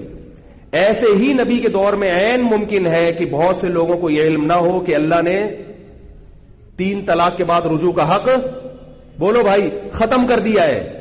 عبداللہ بن عباس فرماتے ہیں کہ پہلے ایسا ہوتا تھا، لیکن اللہ نے جب یہ آیات نازل کی اب طلاق و مرتان، طلاقیں 2 مرتبہ ہیں، اگر تیسری دے دی تو رجوع کا حق نہیں ہے، تو اس آیت کے نازل ہونے کے بعد زمانے جاہلیت کا وہ حکم کیا ہو گیا، منسوخ ہو گیا. بات آ رہی ہے سمجھ میں؟ جیسے متع کا حکم منسوخ ہو گیا لیکن بعض لوگوں کو علم نہ ہوا، ایسے ہی 3 طلاق کو 1 کہنے کا حکم کیا ہو گیا، ہمیشہ کے لیے منسوخ ہو گیا. حضرت عمر نے اگر اپنی طرف سے کوئی قانون بنایا ہوتا، ایک کامن سینس کی بات ہے، اگر نبی کے دور میں واقعی اکٹھی 3 طلاقیں 1 سمجھی جاتی اور قرآن نے بھی اکٹھی 3 کو 1 قرار دیا ہوتا، تو ایک کامن سینس کی بات ہے کہ حضرت عمر جب پابندی لگاتے تو صحابہ اس پابندی کو قبول کر لیتے. کیا مطلب؟ اگر ایک آدمی اکٹھی 3 طلاقیں دے کے آ رہا ہے حضرت عمر کے پاس، قرآن و سنت کی روشنی میں تو بیوی حلال ہے، اور حضرت عمر کیا کر دیتے، حرام. جس کے لیے حلال ہے اس پر حرام کر دی، اور جس پر حرام تھی اس کے لیے کیا کر دی. اس سے بڑی بے شرمی اور بےغیرتی اس دنیا میں کوئی ہو سکتی ہے کہ آپ کی حلال بیوی کسی اور کے حوالے کر دی جائے. ایک طرف صحابہ اتنی سی بات برداشت نہیں کر رہے. حضرت عمر رضی اللہ تعالی عنہ ایک دفعہ لمبا کرتا پہن کے کھڑے ہوئے ہیں، صحابہ نے پوچھا یہ اتنا زبردست کرتا کہاں سے آیا آپ کے پاس؟ انہوں نے فرمایا میرے بیٹے کو جو غنیمت میں ملا تھا وہ بھی میں نے رکھ لیا ہے. ایک طرف حضرت عمر اعلان کر رہے ہیں کہ 400 درہم سے زیادہ مہر نہیں ہوگا. ایک عورت کھڑی ہو گئی جمعے کے خطبے میں، عرض کی امیر المومنین آپ کو کس نے اجازت دی ہے کہ آپ 400 سے زیادہ پر پابندی لگائیں؟ قرآن میں تو اللہ کہہ رہا ہے وَإِنْ آتَيْتُمْ إِحْدَاهُنَّ قِنْطَارًا، بیوی کو سونے کا پہاڑ بھی مہر میں دیا ہو تو نہیں لے سکتے. تو اللہ تو سونے کا پہاڑ بھی ذکر کر رہے ہیں، اور آپ کہہ رہے ہیں. حضرت عمر نے فوراً فرمایا اصابت امرأۃ واخطأ رجل، عورت نے صحیح کہا اور مرد سے غلطی ہو گئی. اتنی سی غلطی صحابہ برداشت نہیں کرتے تھے اور ٹوک دیتے تھے. سارے صحابہ نے برداشت کر لیا کہ ہماری حلال بیوی ہم پر حرام ہو جائے اور جس کے لیے حرام ہے اس پر کیا ہو جائے، حلال ہو جائے. یہ تو دین میں تحریف ہے، یہ کوئی سیاست تھوڑی ہے. لوگ کہتے ہیں حضرت عمر کا سیاسی فتویٰ تھا. سیاسی فتوے میں حلال کو حرام نہیں کیا جاتا, اور حلال کی بیوی حلال حرام. سیاستاً میں نے آپ کی بیوی کسی اور کو پکڑا دی, اس کی والی آپ کو پکڑا دی. یہ تحریف ہے.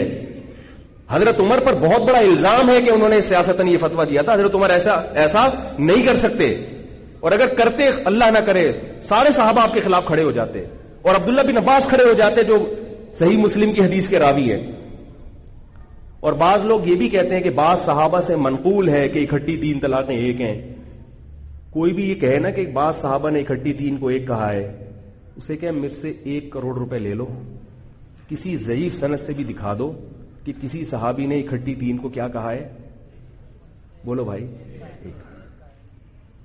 ایسی کوئی حدیث نہیں ہے, ٹھیک ہے نا. کوئی ہوائی باتیں ہیں, فلاں سے منقول, کہیں دیکھو تو کہیں بھی نہیں ہے, کچھ بھی نہیں ہے. باتیں ہیں, باتیں کرنے پر گورنمنٹ کی طرف سے کوئی پابندی ہے؟ ایک صاحب نے کہا وہ آپ کو یوں کہتے ہیں, میں نے کہا کہنے دو. کہہ رہے وہ کہہ رہے, میں نے کہا گورنمنٹ کی طرف سے کسی پر کچھ پابندی نہیں. جب پابندی نہ ہو تو کوئی بھی بیٹھ کے کچھ بھی کہہ سکتا ہے. تو اس لیے یہ فضول قسم کی باتیں. ائمہ اربعہ کا جو مذہب ہے, ابو حنیفہ, امام مالک, امام شافعی, احمد بن حنبل, اسی کو فالو کیا کرو. انہوں نے فقہ صدیوں پہلے مدون کر دیا ہے, اور وہ اس کام سے فارغ ہو گئے ہیں. اب آپ کو زیادہ فنٹر بننے کی ضرورت نہیں ہے. اور یاد رکھو, معاشرے میں اگر کوئی شخص اکٹھی 3 طلاقیں دے کے بیوی کو رکھتا ہے, اس کا بائیکاٹ کرو, اس کا کیا کرو, ورنہ سب پر اللہ کا عذاب آئے گا, سب پر عذاب آئے گا. کیونکہ اللہ بار بار طلاق کے حکام بیان کر کے کہتے ہیں تلکا حدود اللہ, یہ اللہ کی حدود ہیں, ان سے تجاوز مت کرو. حلال, ایک آدمی زنا کرتا ہے زنا کو گناہ سمجھ کے, اور ایک آدمی زنا کو گناہ نہیں سمجھتا اور اس کو حلال کا اسٹیمپ لگا دیتا ہے. دیکھو, میں خاص طور پر اہل حدیث حضرات سے کہتا ہوں, میں ان کا میں کوئی مسلک پرست آدمی نہیں ہوں, میں ان کو بھی اہل سنت میں داخل سمجھتا ہوں, لیکن میں اہل حدیث حضرات سے ایک گزارش کرتا ہوں کہ دیکھو, آپ یا تو تقلید کے راستے کو اختیار کرو یا تحقیق کے. اگر تقلید کرتے ہو تو ائمہ اربعہ کی کرو, اور اگر آپ کہتے ہو ہم کسی کی تقلید نہیں کرتے, تو پھر آپ ان دلائل کا جواب دو کہ حضرت عمر نے حلال بیوی کو حرام کیسے کر دیا, اور جب کیا تو سارے صحابہ اس پہ خاموش کیوں ہو گئے. کیا یہ حضرت عمر پہ بہت بڑا الزام نہیں ہے؟ آپ بھی اہل سنت میں داخل ہیں, آپ بھی صحابہ سے محبت کا دعویٰ کرتے ہیں, تو کیا صحابہ کے بارے میں اتنی بڑی بدگمانی اور اتنا بڑا الزام آپ قبول کر لیں گے؟ یہ الزام تو شیعہ لگاتے ہیں. شیعہ پتہ ہے اکٹھی 3 طلاق کو ایک بھی نہیں مانتے, وہ کہتے ہیں عمر کا کارنامہ ہے یہ. جیسے حضرت عمر نے متع پر پابندی لگائی مگر شیعہ اس پابندی کو قبول نہیں کرتا, اسی طرح وہ کہتے ہیں یہ 3 طلاق کو 3 کہنا عمر کا کام ہے معاذ اللہ, تو لہذا ہم اس کو بھی نہیں مانتے. تو جو اہل سنت کا مذہب ہے, اہل سنت والجماعت کا, وہ یہ ہے کہ اکٹھی 3 ہی ہوتی ہیں. اور وہ جو حضرت رکانہ والی حدیث ہے کہ ایک مجلس کی 3 کو اقرار کیا, اس حدیث کی سند بہت ہی ضعیف ہے, اس کے لنگڑے لولے راوی ہیں اس حدیث کے, کوئی بھی عقل مند آدمی اس کو قبول نہیں کر سکتا. باقی اس پر میری پوری تحریر ہے, طلاق ثلاث پر ایک کتاب ہے, وہ جب چھپ کے مارکیٹ میں آ جائے گی تو پڑھ لیں. ابھی تو میں جمائمہ بھابھی کو لے کے چلا تھا کہ بعض مفتی فتویٰ دے رہے ہیں اور باتیں جو انہوں نے شروع کر دی ہیں, اور ہمارے ہی مسلک کے لوگ ہیں جن کا سیاست سے گہرا تعلق ہے, تو سیاسی آدمی تو بیٹھ کے کچھ بھی کر سکتے, وہ سب کو خوش کرتا ہے, یہ وہ بھی ناراض نہ ہو, وہ بھی ناراض نہ ہو. اور یہ جو ہے نا ایسی حماقت سے اپنی زبان کو کیا کریں, طلاق اگر دینی ہے تو پہلے کسی سے مشورہ لیں, پورے کاروائی, پھر اس کے بعد 3 مختلف طہروں میں 3 دی جائیں گی. سمجھ رہے ہو کہ نہیں سمجھ رہے؟ تو اجماعی مسئلہ ہے. ایک آخری بات کر کے اپنے بیان ختم کرتا ہوں. بعض لوگ یہ کہتے ہیں کہ امام طحاوی رحمہ اللہ تعالی نے لکھا ہے, امام طحاوی تو 2ری یا 3ری صدی ہجری کے عالم ہیں, حنفی عالم تھے, بہت بڑے محدث تھے, تو انہوں نے لکھا ہے کہ فقط ذهب قوم, بعض لوگ اس طرف گئے ہیں کہ اکٹھی 3 کتنی ہوتی ہیں, ایک ہوتی ہیں. بعض لوگ اس طرف گئے ہیں کہ اکٹھی 3 کتنی ہوتی ہیں, ایک ہوتی ہیں. تو وہ کہتے ہیں دیکھو یہ 7ویں صدی میں ابن تیمیہ کا مذہب ہوتا تو 2ری یا 3ری صدی میں امام طحاوی نہ لکھتے. امام طحاوی نے لکھا کہ بعض لوگ اس طرف گئے ہیں. تو اس کا ایک جواب تو انجینئر نے دیا جو غلط جواب ہے, تاکہ اس کو بھی میں بتا دوں کہ اس سے زیادہ متاثر ہونے کی چندہ ضرورت نہیں. اس کا بھی یہ مذہب ہے کہ 3 ہوتی ہیں. تو اس نے محترم نے یہ جواب دیا ہے کہ امام طحاوی نے بغیر سند کے کہا ہے کہ بعض لوگ اس طرف گئے ہیں, لہذا یہ بات قابل قبول نہیں ہے. تو یاد رکھو, جو چیز جو مشاہدے کے علم پر جو بات کہی جاتی ہے اس کے لیے سند, بولو بھائی, نہیں مانگی جاتی. سند اس سے مانگی جائے گی جو بعد کا آدمی ہو. جیسے امام ترمذی نے لکھا کہ اہل کوفہ کا مذہب ہے کہ وہ رفع الیدین نہیں کرتے تھے, اب اس پہ بعض لوگ کہتے ہیں سند دکھاؤ. اب بھائی امام ترمذی نے کوفہ گئے ہیں, مشاہدہ کیا ہے, اللہ کے بندو وہ سند دکھائیں گے تمہیں؟ یہ سینس لیس لوگ ہیں, علمی لحاظ سے بالکل کورے. ان کو یہ نہیں پتا ہوتا کہ کس چیز پہ سند کا مطالبہ کیا جاتا ہے, کس چیز پہ سند کا مطالبہ نہیں کیا جاتا, اور بیٹھے ہوئے یوٹیوب پہ پبلک میں علامے بن کے. امام ترمذی جب یہ نقل کرتے ہیں نا کہ یہ فلاں کا مذہب, تو پوری دنیا, چاہے سعودی عرب میں ہو, مصر میں ہو, پوری دنیا امام ترمذی کی اس گواہی کو معتبر مانتی ہے. نقل مذاہب میں امام ترمذی کا بہت بڑا مقام ہے, ان کو فالو کیا جاتا ہے کہ یہ جب کسی کا مذہب نقل کریں کہ فلاں کا یہ مسلک تھا, مذہب تھا, تو اس کو مانا جاتا ہے. اسی طرح امام طحاوی نے جب یہ لکھا کہ بعض لوگ اس طرف گئے ہیں کہ اکٹھی تین ایک ہوتی ہیں, تو اس میں امام طحاوی سے سند نہیں مانگی جائے گی. یقیناً امام طحاوی کے دور میں کچھ لوگ ایسے تھے جو اکٹھی تین کو ایک کہتے تھے. اب رہا یہ سوال کہ میں نے تو یہ کہا کہ یہ 7ویں صدی ہجری کی بدعت ہے, کیا خیال ہے؟ اور میں خود مان رہا ہوں کہ امام طحاوی نے جب یہ لکھا ہے, تو اس کا جواب یہ ہے کہ امام طحاوی کے دور میں جن لوگوں نے اکٹھی تین کو ایک کہا ہے وہ اہل سنت والجماعت میں نہیں تھے, وہ روافض اور شیعہ تھے.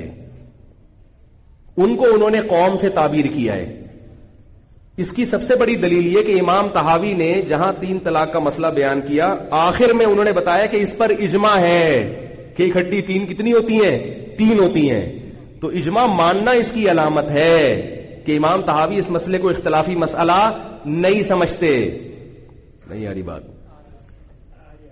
تو اس سے کیونکہ اہل سنت والجماعت کا اجماع ہے, شیعہ لوگوں نے تو ہمیشہ سے اس مسئلے میں اختلاف کیا ہے, اہل سنت والجماعت کا کیا ہے؟ اجماع ہے.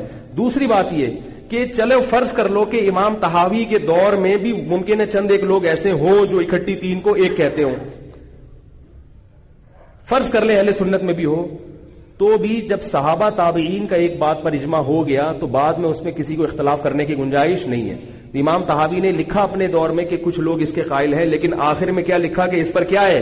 اجماع ہے. کیا مطلب؟ صحابہ تابعین کا اجماع ہے, اسلاف کا اجماع ہے. جب اسلاف کا کسی مسئلے پر اجماع ہو جائے تو اگر 3 صدی ہجری میں کوئی اختلاف کرے تو وہ اختلاف بھی کیا ہے؟ کالعدم ہے, کیونکہ اجماع حجت قطعیہ ہے. نہیں آ رہی بات؟ اجماع کے خلاف قول کیا ہوتا ہے؟ مردود. تبھی علماء نے جنہوں نے اس مسئلے پر کیا, انہوں نے لکھا ہے کہ اگر کوئی مفتی یا کوئی مسلک یا عدالت جج فیصلہ کر دے 3 طلاقوں کے ایک ہونے پر, تو وہ جج کا فیصلہ بھی نافذ. کیونکہ بعض لوگ سعودی عرب سے جا کے فتویٰ لے کرتے ہیں, نہ تحقیق کرتے ہیں. اس کا مطلب ہے کہ آپ کا مقصد خواہشات نفسانیہ کی پیروی ہے, آپ قرآن و سنت کو فالو نہیں کرنا چاہتے, صرف خواہشات جو آپ کی سمجھ میں آ رہے آپ اسی کو فالو کریں گے. ادارے تو مضبوط ہوتے ہیں, لیکن ہر فرد جو ادارے سے بعض لوگ ادارے سے نکلے بھی نہیں ہوتے, وہ ویسے ہی بنے ہوئے ہوتے ہیں وہ. اور میں نے دیکھا بعض مفتیان کرام فتویٰ دے رہے ہیں کہ یار چلو وہ بھی تو ٹھیک ہے, اہل حدیث بھی ٹھیک ہے, ان پہ فتویٰ دے دو. تو میں کہتا ہوں کس بیس پہ دیا, کون سی حدیث؟ ایسے ہی بیٹھ کے, تو اس کی اجازت نہیں ہے. سمجھ رہے ہیں؟ چلیں, میں نے بتایا تھا کہ پاکستان کی ٹرینیں کہیں بھی رک سکتی ہے. اب اگلے ہفتے میں انشاءاللہ اگلے اسٹیشن کی طرف چلیں گے. کیا خیال ہے؟ پاکستان میں سہولت ہے بھائی. آپ اگر کراچی سے لاہور جا رہے ہیں تو یہ گورنمنٹ کی طرف سے آپ کو سہولت ہے کہ ضروری نہیں کہ آپ کل پہنچیں. سہولت ہے کہ آپ راستے میں سیر کرتے کرتے اگلے مہینے بھی پہنچ سکتے ہیں. آپ بس اس پر شکر ادا کریں, عافیت کے ساتھ پہنچ جائیں. آئی بات سمجھ, پہنچ جائیں آپ. اللہ تعالیٰ سمجھنے کی عمل کی توفیق عطا فرمائے. ہمارے